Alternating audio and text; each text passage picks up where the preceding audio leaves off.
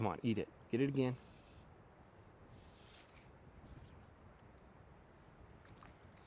There we go.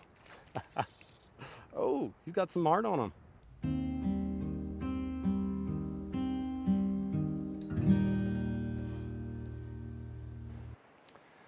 Okay, here we are back in the Eastern Sierra. Today we're at a beautiful backcountry lake. My wife and myself hiked my 16-month-old son up here. We're just doing a little backpacking trip and seeing what we can get. We've never been to this lake before. It's really cool. The trailhead's only about a mile from our house, and maybe about a 3 or 4 mile hike up here. It was pretty steep. Getting a baby up here was an experience, that's for sure. But it was fun. We got a little stove for him, so we kept it nice and warm. But here we are, a lake that we've never fished before. Okay. So I've moved out to this point here.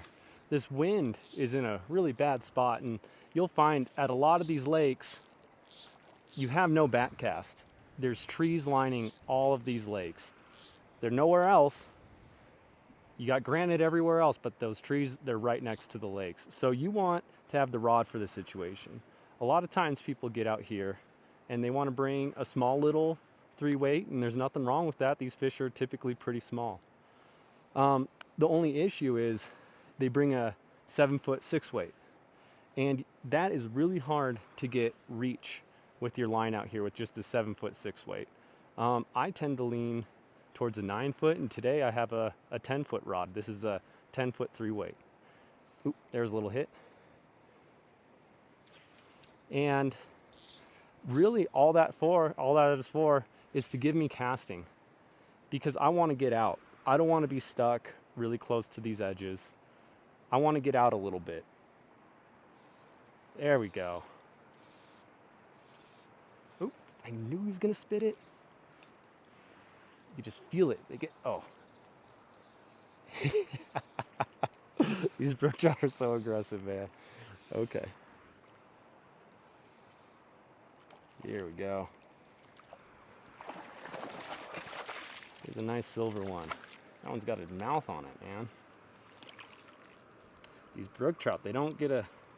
Look at this guy. Wow. Beautiful. These brook trout,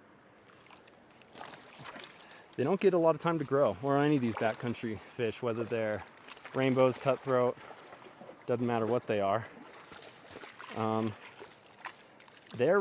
They thaw out pretty late. They're thawing out April. I mean, probably not even then. June even sometimes, May. And then they're finally getting their bug hatches. They're also gonna get fall a lot easier. As we were hiking up here today, you could just tell. You're looking at the light, and it just looks like fall. It's August 3rd, I think. But it starts to shorten up quickly, the light, and it gets cold quickly. We brought in a fireplace because we got our son, and ooh, wow. I don't know if you just saw that. That was either an eagle or an osprey, but man, that thing just whew, hit that water. That was sweet.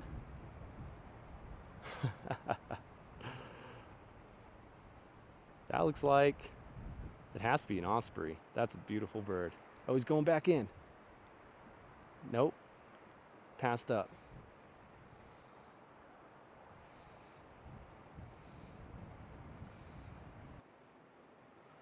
Another setup that I'm using right now is just a nymphing setup.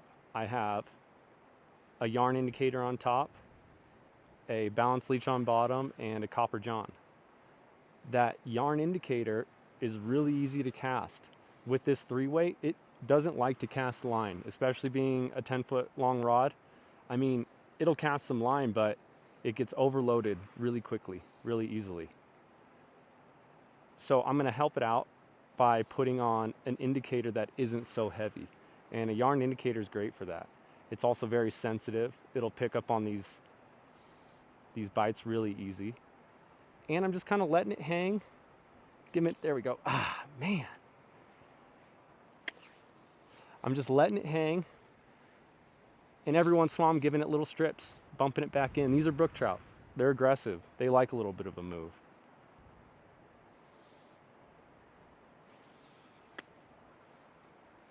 Missing them all. Sometimes you get to these backcountry lakes, especially those ones with goldens, and man, you really have to search for those fish.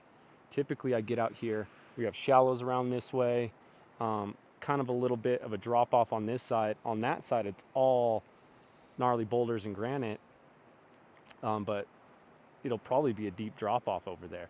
There we go. Gosh, come on. You don't want to just get stuck in one spot unless you're seeing them or you're getting hits. Out here the water's so clear, you can just see them in there. There's no need to really sit around and wait for hits, to be honest. Maybe you can make some casts, see if some fish are following your flies, but other than that, you should be seeing them. If you're not, move on. And hope it's not a dead lake as well.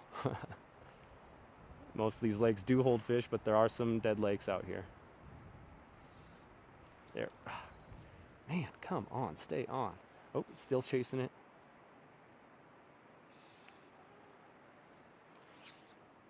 This might even be a situation where I might take off my indicator. Just give them moving stuff.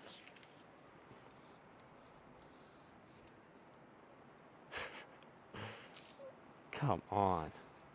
Are they just grabbing the tail? Might be too big of a fly. Just sunk. Are we on? I was gonna eat it again. Oh! You just crushed that thing. You know what?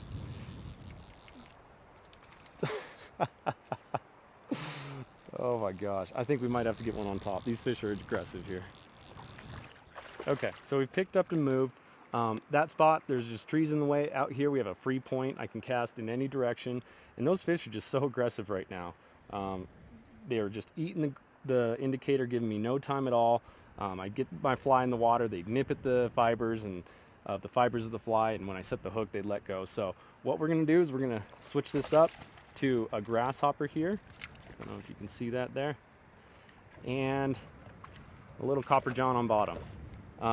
They've been coming up and hitting it hard, just like a bass would do. And honestly, when they're eating that dropper, it seems like I just can't get the set on them. I don't really know why. Maybe they're just coming in with more pace when they hit that grasshopper. Either way, the indicator, ooh, come on. Either way, the indicator wasn't working for us. It was just the distraction. They were chasing it all over the place. So we need to get a grasshopper in there. There we go. That was sweet. Ah!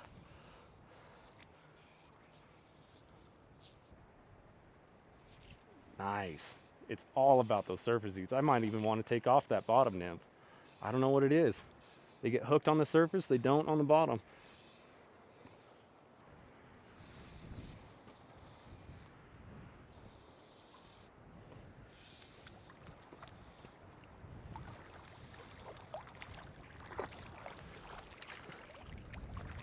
This one's nice and colorful.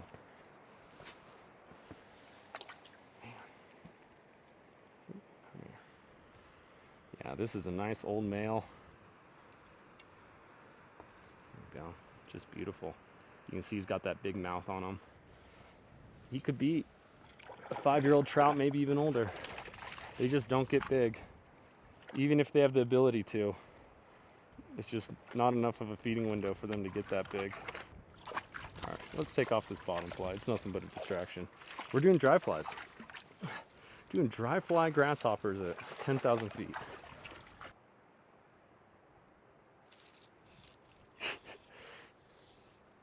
Oh, come on, eat it. Get it again.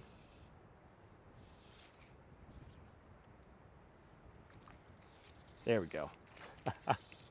Oh, he's got some art on him. He actually pulled back.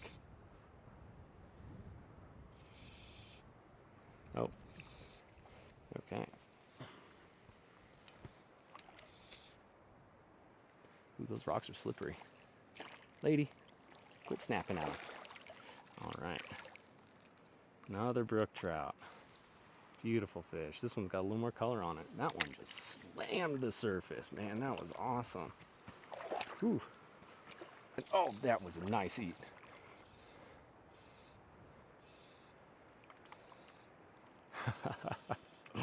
He just came from the side and just nailed that one. All right. Oh yeah.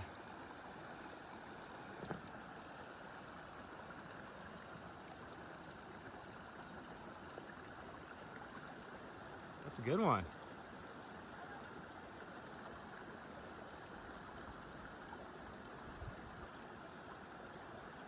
There you go.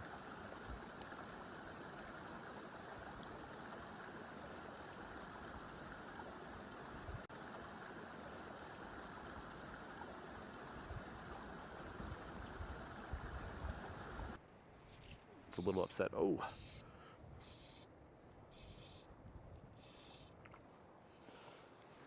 She just wants to be fishing all the time. Oh wow. A rainbow. No way. I thought there was only brooks in here. I'm gonna have to show this one off. Look at that. A rainbow trout. Could have sworn this is only a brookie spot. Wow. Actually, this almost looks like a golden. It's got the markings like a golden hybrid. I don't think it's a golden, but oops. There we go.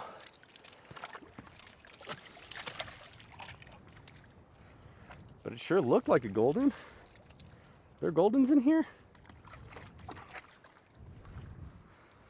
That's a little weird. I'm gonna have to check that report guide again, that field guide.